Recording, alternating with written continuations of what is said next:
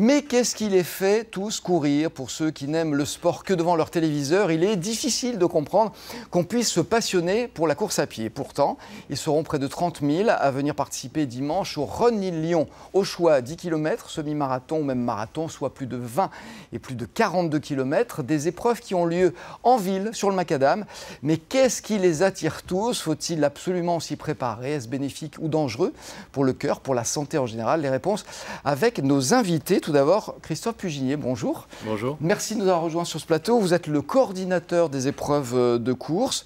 Et puis on aura en duplex dans un instant, de la place Bellecour, où est installé le village santé du Rhône et Lyon, le docteur Jean Boutarin, qui est président régional de la Fédération française de cardiologie. Alors, Christophe Puginier, les chiffres sont arrêtés. Je crois qu'il y a plus de 28 000 inscrits cette année. L'âge moyen est de 37 ans. Si on devait dresser un portrait robot du participant Rhône Lyon, ça serait quoi?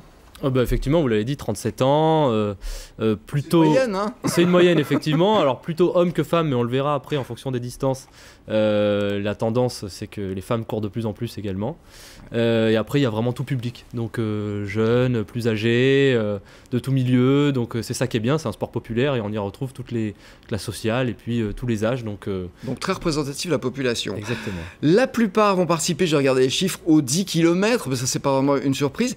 Le semi-marathon, c'est quand même 11 500 personnes et le marathon, 2 500 participants. On peut dire que lui, quand même, il est réservé aux plus aguerris.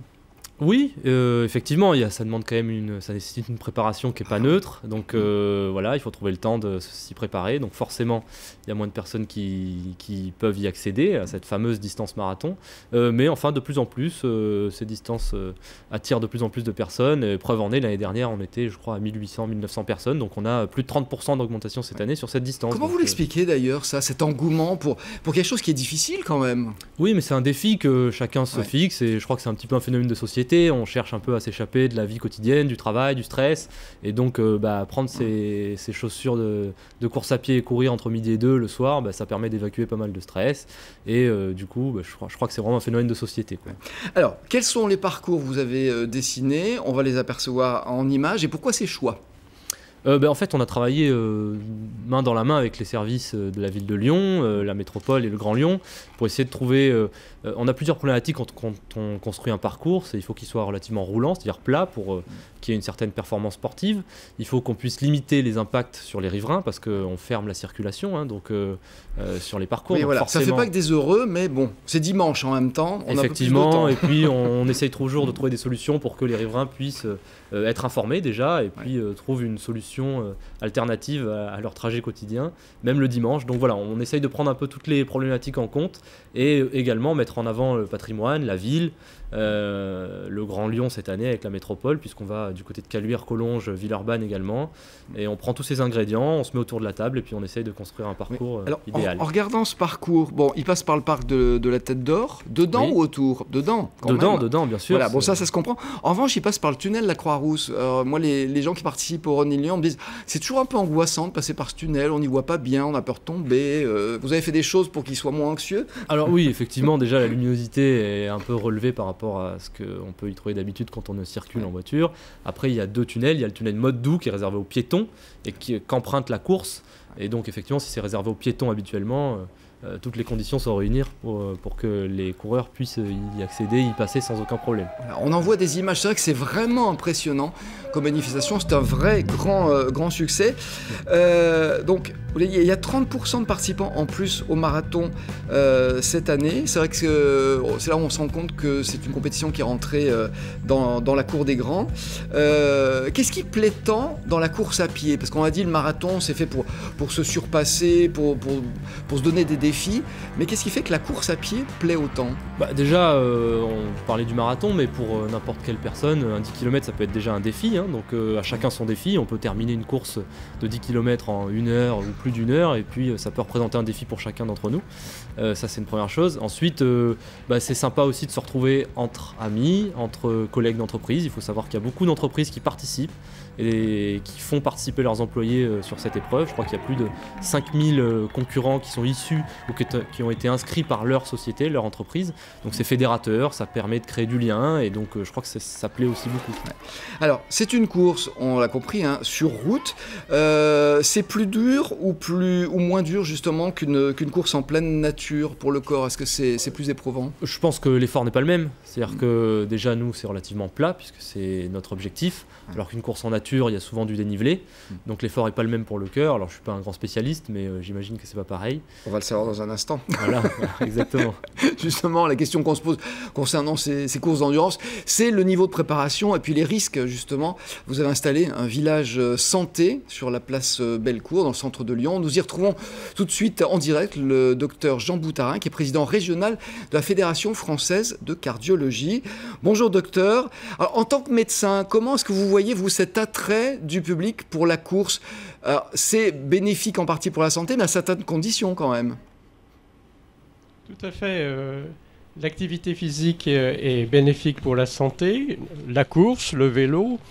Et c'est très important de maintenir cette activité physique d'une façon régulière. Mais il faut adapter cette activité physique à son niveau de performance. Donc il faut se tester. Et puis également se préparer régulièrement. Alors justement, parlons de préparation. Comment est-ce qu'on se prépare? C'est un travail sur combien de temps en amont? Est-ce qu'il faut un régime alimentaire particulier? Alors, la préparation dépend de la distance que vous envisagez. On ne se prépare pas de la même façon pour un 10 km et pour un marathon. Mais 3 règles.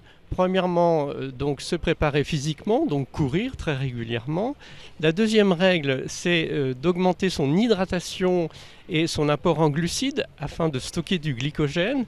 Et la troisième règle qu'on oublie un petit peu, c'est de savoir se reposer. Notamment, je ne conseille pas aux coureurs pour dimanche de courir samedi. Il vaut mieux stocker son glycogène. La préparation, si on court 10 km ou si on court 42 km, est-ce qu'il y a des signes qui peuvent indiquer à certaines personnes que les 42 km, ce n'est pas fait pour elles, qu'elles s'entraînent ou pas, quel que soit leur régime alimentaire? Est-ce qu'il y a des limites physiques qui appartiennent à chacun? Absolument. On peut se tester par des épreuves d'effort pour mesurer ses possibilités énergétiques en watts ou mieux encore mesurer sa VO2. Le plus simple, c'est de mesurer sa vitesse maxima aérobie. Et en fonction de cette vitesse, on pourra cadrer sur 10 km le semi ou le marathon. J'ajoute que la préparation n'est pas la même. Par exemple, pour un 10 km,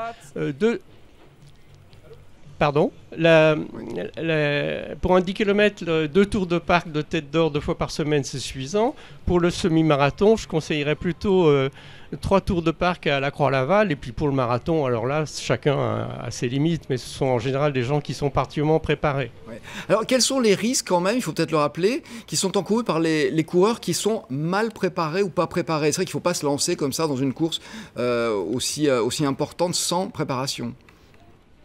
Tout à fait. Les risques, on le voit très bien à la fin de la course au stand de secours. Donc le risque le plus fréquent, c'est l'épuisement par acidose lactique, déshydratation, hypoglycémie qui va amener des crampes, des palpitations, voire des troubles digestifs avec des malaises vagos. Il y a des gens qui perdent plus ou moins connaissance à l'arrivée. Donc il faut savoir les allonger, les réhydrater, relever les jambes.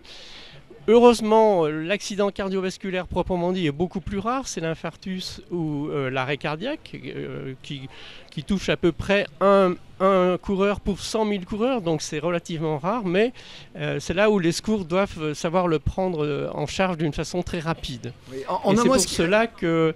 Oui. Est-ce qu'il y a un âge au-delà duquel on encourt quand même des risques plus importants, même si on est préparé? Ou est-ce qu'il n'y a pas de limite? Avec l'âge, le risque, c'est l'apparition d'une coronaropathie qui est infraclinique. Et même l'épreuve d'effort ne permet pas de dépister une coronaropathie.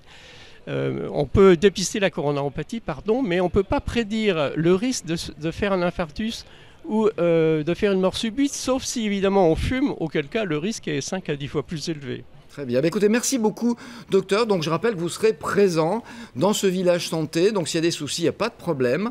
Mais il vaut mieux faire de la prévention. Ça, on l'aura compris. Merci beaucoup d'avoir été avec nous en direct depuis le village santé, donc, qui est situé sur la place Bellecour de ce Rennes-Lyon. Toujours avec nous, Christophe Puginier.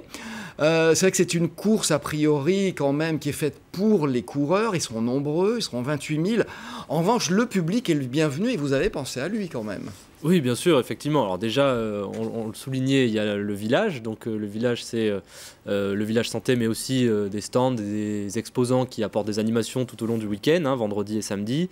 Et c'est le passage obligatoire pour tous les concurrents pour venir retirer leur dossard. Mais évidemment, tous les accompagnants et le public est bienvenu, avec toute une série d'animations qui sont prévues sur le week-end, des séances de fitness, de la gym suédoise, par exemple.